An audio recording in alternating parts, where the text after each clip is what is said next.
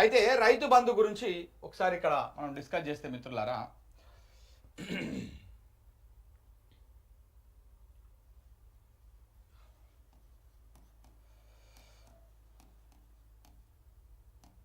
ఈ రైతు బంధు యాసంగిదే, ఇంకా ఇయ్యలే. యాసంగిదే ఏం చెప్పారు ముఖ్యమంత్రి గారు ఒకసారి మీకు బయట వినిపిస్తా. ముఖ్యమంత్రి గారు ఏం చెప్పారో ఒకసారి మీకు బయట వినిపిస్తా. ఒకసారి ఇక్కడ చూడండి. రైతు భరోసా కార్యక్రమాన్ని రాష్ట్రంలో ఉన్న రైతాంగానికి వ్యవసాయ యోగ్యమైన భూములకు దాదాపుగా మార్చి 31 తారీఖు లోపల 10,000 కోట్ల రూపాయలు పేద రైతుల ఖాతాలో నిధులు వేసి 10,000 కోట్ల రూపాయలు రైతులకు ఇచ్చే బాధ్యత ఈ రోజు కాంగ్రెస్ పార్టీ తీసుకుంటుంది. అదే విధంగా ఇందిరమ్మ ఆత్మీయ భరోసా, భూమి లేని నిరుపేదలకు ప్రతి పేదవాడి కుటుంబానికి సంవత్సరానికి 12,000, మొదటి విడతగా దాదాపుగా 10 లక్షల కుటుంబాలకు 6,000 చొప్పున మార్చి 31 తారీఖు లోపల మీ ఖాతాలో వేసే బాధ్యత ఈ రోజు ఈ ప్రభుత్వం తీసుకుంటుంది. ఏమన్నారు? మార్చి 31 లోపు, మార్చి 31 లోపు రైతు బంధు కింద 10,000 కోట్ల రూపాయలు రిలీజ్ చేస్తాము. 10,000 కోట్లు. అలాగే రైతు అదేంటది ఇందిరమ్మ భరోసానా, భూమి లేనటువంటి వాళ్లకు ఇందిరమ్మ భరోసా కింద 6,000 రూపాయలు ఒక్కొక్కరి చొప్పున ఇవి కూడా మార్చి 31 తారీఖు లోపల పూర్తి చేస్తామని చెప్పారు. మార్చి 31 పోయింది, ఏప్రిల్ 31 పోయింది, మార్చి 31 పోయింది, ఏప్రిల్ 30 పోయింది. ఇప్పుడు మే నడుస్తూ ఉన్నది. ఈ మే 31 అయిపోయినా కానీ ఈ రైతు బంధు, వాళ్ళు చెప్తున్నటువంటి రైతు భరోసా వచ్చేటువంటి అవకాశాలు కనపడతలేవు. నిన్న ఒక రైతు ఫోన్ చేసిండు ఖమ్మం నుంచి. 31 తారీఖు లోపు అన్నాడు, మరి ఇంకా వస్తలేదు, మాకు 3 ఎకరాల పైన ఉంది, 4 ఎకరాలు ఉన్నది, 3 ఎకరాల లోపల వాళ్ళకి వచ్చింది, ఇంకా ఎవరికి రాలేదంటే ఇక అది వచ్చే ఆలోచన లేనట్టుందని చెప్పేసి అర్థమవుతా ఉంది.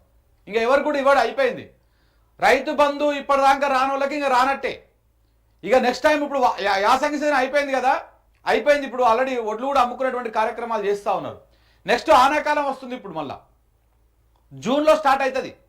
జూన్లో మళ్ళీ తూకాలు పోయడం స్టార్ట్ అవుతుంది. జూన్లో కూడా ఈ రైతు భరోసా మమ్మ అనిపించేస్తారు అంతే. మీరు చూస్తూ ఉండండి. ఇప్పటికీ వీళ్ళు అధికారంలోకి వచ్చినాక 2 సార్లు రైతు బంధు ఎగ్గొట్టిరు. ఒకసారి పూర్తి స్థాయిలో ఎగ్గొట్టిరు, ఒకసారి పాక్షికంగా ఎగ్గొట్టిరు, మరొకసారి ఇట్లనే సగం మందికి వేసి సగం మంది వేయకుండా ఇట్లా ఎగ్గొట్టిరు.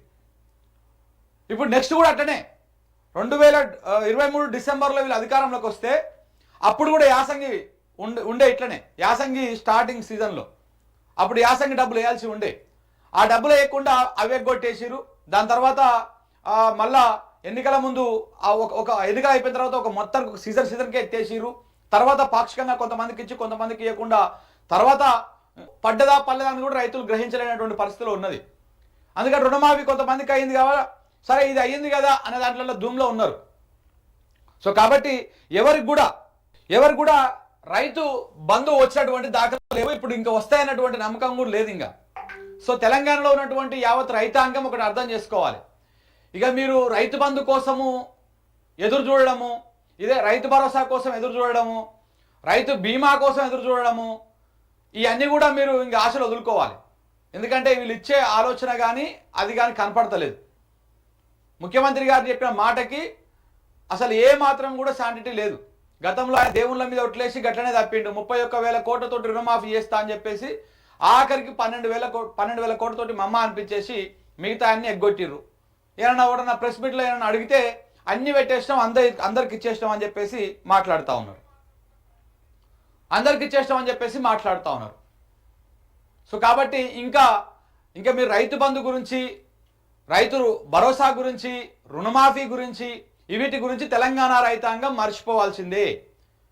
మీరు మీ సొంతంగా పెట్టుబడి పెట్టుకునే ఆలోచన ఉంటే మాత్రమే మీరు పంటలు సాగు చేయండి. అనవసరంగా అప్పులకు పోయి బయటికి వెళ్ళి డబ్బులు తెచ్చుకొని అప్పుల పాలు కావాల్సినటువంటి అవసరం కూడా లేదు. చూసుకోవాలి, మీరు ఆలోచన చేసుకోవాలి. గతంలో ఎకరం ఉంటే 10,000 వస్తుండే, దాంట్లో పెట్టుబడికి ఇంకో 10,000 5,000 కలేసుకొని పెట్టుబడి పెట్టుకుంటే వచ్చిన దాంట్లో కొంత నష్టం వచ్చినా లాభం వచ్చినా పెద్దగా ఇబ్బంది అనిపించకపోతుండే. కానీ ఇప్పుడు అట్లా లేదు. కాంగ్రెస్ ప్రభుత్వం అది వచ్చింది. చేసేది తక్కువ ఉంటుంది, చెప్పుకొని ప్రచారం చేసేది ఎక్కువ ఉంటుంది. ఇక ఎవరికి వాళ్ళే భజన చేసుకునే కార్యక్రమాలు ఎక్కువ ఉంటాయి తప్ప అంతకు మించి ఇంకొకటి ఏం ఉండదు.